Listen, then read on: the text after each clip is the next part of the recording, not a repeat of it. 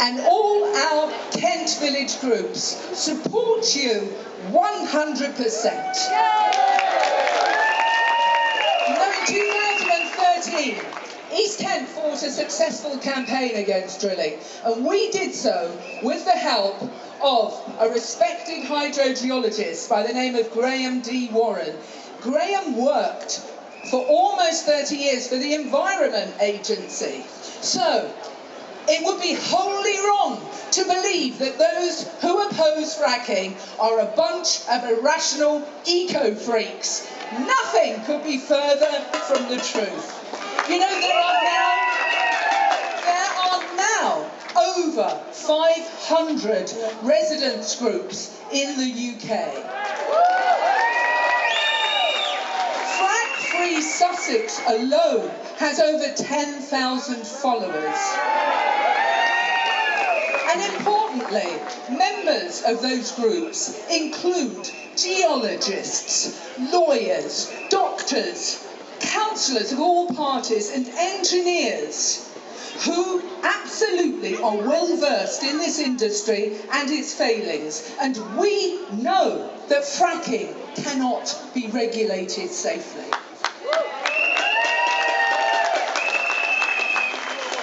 The industry knows it too, but our government continues to pursue a dishonest framing campaign and an irresponsible frack it and see policy, which may very well bring short-term profits to some of the company shareholders, but it will bring long-term damage to us and to the tourist and rural economies. Now, you don't have to believe me on that.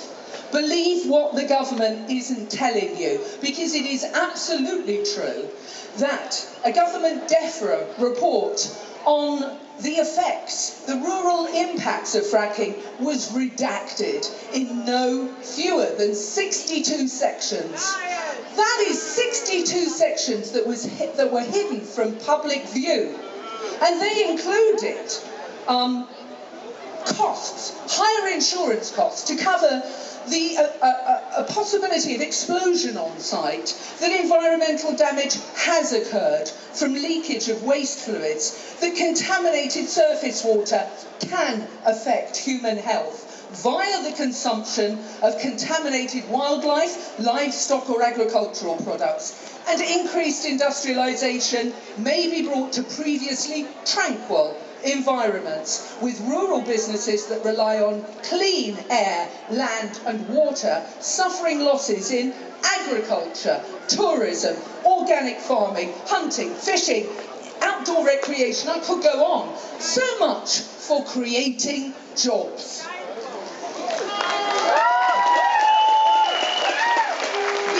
These are the real facts of fracking, but they were revealed only after Greenpeace and the Information Commissioner forced our government to reveal those 62 hidden sections. Now, the truth is out there. It's there in every single country in which fracking has taken place. In areas, as in Pennsylvania, which are now beyond remediation and have been abandoned as sacrificial zones. So where are the sacrificial zones to be on our densely populated island? In Blackpool? No. We say no. We say no to fracking. Because it doesn't matter which report the government spells, they all come with a caveat that fracking can be done safely as long as there is a robust regulatory regime in place. And there isn't. We know there isn't. All we have is what amounts to self-regulation by the companies involved.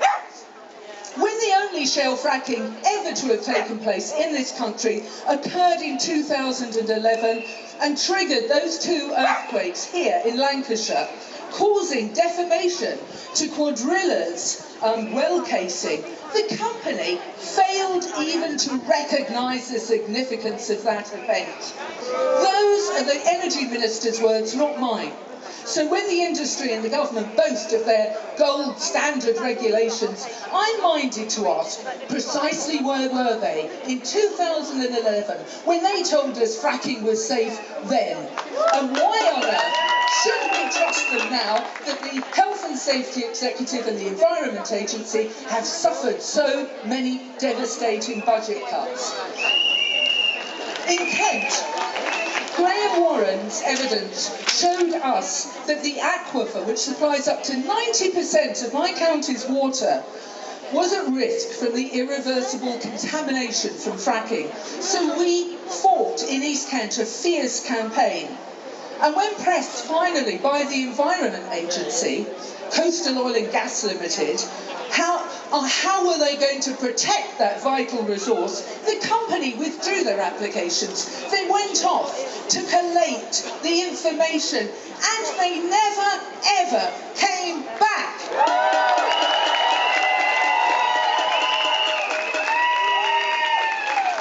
Now, if the people of Kent had not campaigned, would that company be drilling now? Of course they would. Never doubt for 1 minute that resistance works and that each of you here today can make a difference, can fight this together.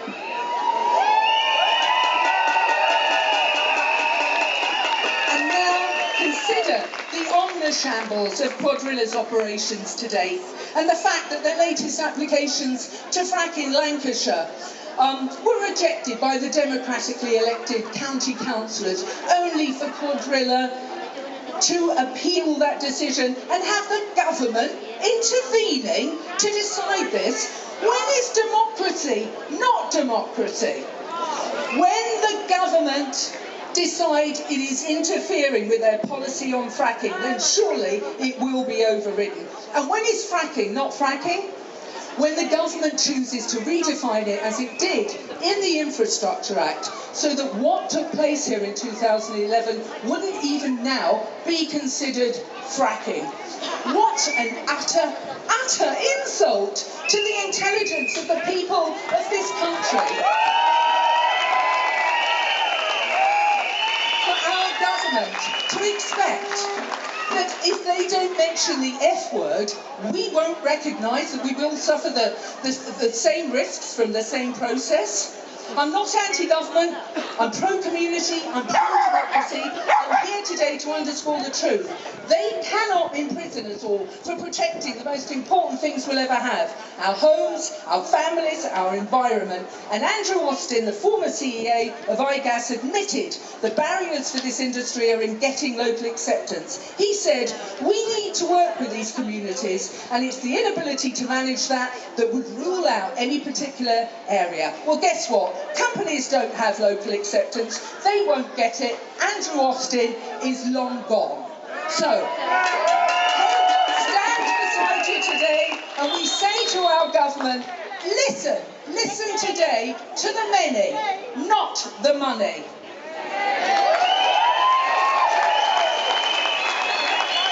And together, let's continue to say no to fracking in Lancashire and elsewhere.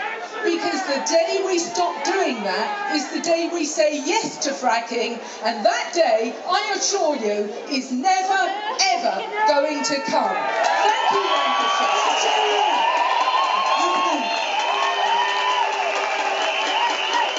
Now, there's a council.